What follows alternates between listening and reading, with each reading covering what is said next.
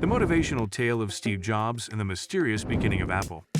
Steve Jobs was born in San Francisco, California, on February 24, 1955, and although he was not necessarily the most talented computer scientist of his time, he revolutionized the way we view technology, despite having very little knowledge of technical concepts. His biological parents were named John and Alice Jobs. He attended school and graduated from high school at Mountain View, which is a city south of Palo Alto, that has grown into a significant hub for the electronics sector, after the family relocated there in 1961. Young Steve was very interested in electronics, which is why he joined the Hewlett-Packard Explorer Club. He would later be hired in that company for the summer, where he unknowingly later enrolls in Reed College, Portland, Oregon, where he only attends for a short period of 6 months due to its high cost. But this does not seem enough to Jobs, and he starts to introduce himself as a listener to universities like Stanford for 18 months, living on temporary jobs that did not lead much.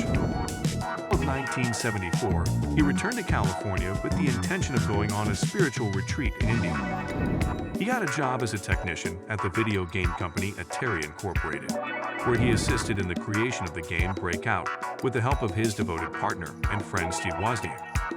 After his return from India, he made the decision to leave Atari and found Apple Computer. The company rejected the idea because it thought it was ridiculous, but Jonah decided to keep the idea.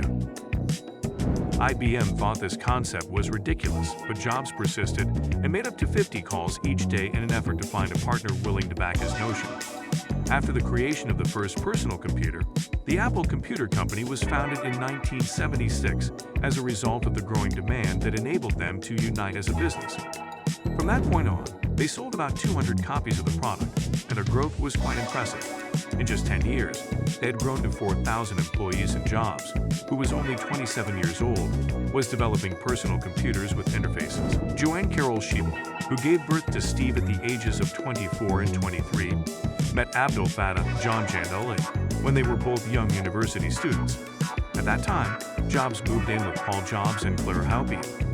Paul worked as a machinist for a government-owned rail transportation company, and Claire was a housewife. It was difficult for the new product to be a success, losing about half of its market share. This favors IBM in an effort to keep the company competitive. User charts were specifically designed for people with little computer experience, but their price was higher than that of most competing personal computers. At the annual Apple conference on January 24, 1964, Steve Jobs introduced the Apple Macintosh, the company's first personal computer with a mouse. However, the Macintosh did not meet the anticipated commercial expectations, and by the end of 1984, it was clear that Scully and Jobs did not get along. In May 1985, during a deep internal crisis, Scully resigned from his position as executive director of Pepsi. He decided to pursue a business career in the computer industry after leaving Apple at the age of 30 and founded the company Next Computer Inc. with an investment of $7 million. Despite the company's low market penetration, sales of Next computers were estimated to total 50,000 units in the 10 years that it was in operation. One of these pieces of equipment was used by the scientist Tim Berners-Lee to create Destination, and another $5 million was invested in Pixar.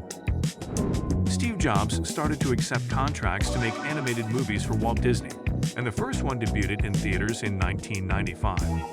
The first fully computer-generated feature picture, Toy Story, was the largest box office hit of that year, and the first movie of the digital era. Monsters Incorporated, released by Pixar in November 2001, earned $780 million worldwide, making it the highest-grossing animated film to date.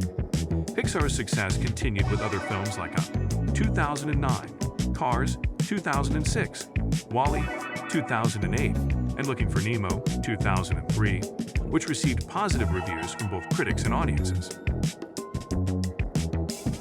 Steve Jobs returned to the Apple company at a time when it was in decline, and he made the decision to regain control.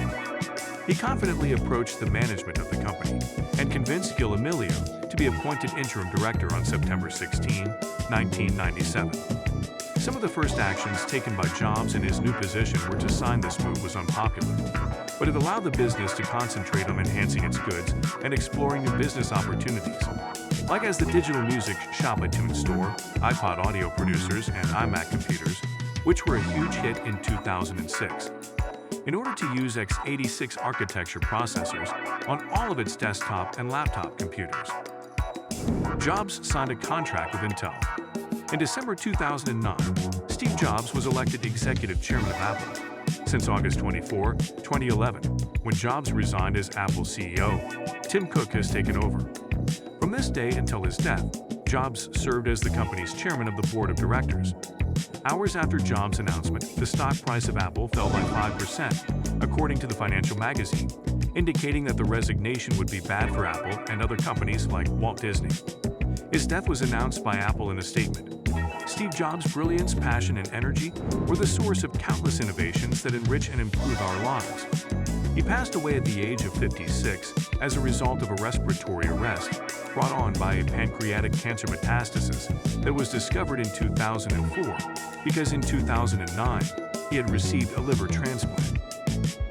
There aren't many people in the world who have such a profound impact as Steve has, and whose effects will be felt for many generations to come, almost 30 years ago, even though we have been rivals and friends for more than half of our lives.